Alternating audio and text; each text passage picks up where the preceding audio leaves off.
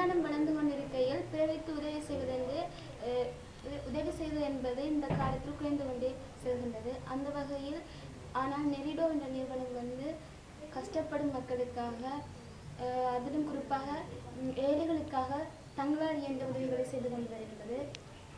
அந்த வகையில் மிகவும் கஷ்டத்தின் மத்தியில், வறுமையின் மத்தியில் பல்கலைக்கழகத்துக்கு தெரிவாகி பல்கலைக்கழகத்துக்கு செல்ல முடியாத மாணவர்களுக்காக அவர்களால் இயன்ற சிறு தொகையை மக்களுக்காக கொடுத்து வருகின்றனர்.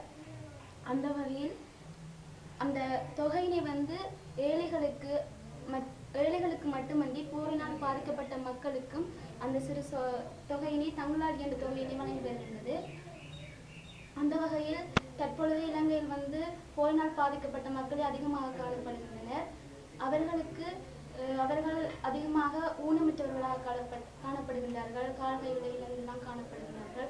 அவர்களுக்கு தங்களால் இயன்ற உதவியை இந்த நெரிடோ என்ற நிறுவனம் செய்து வருகின்றது. இந்த நிறுவனத்தில்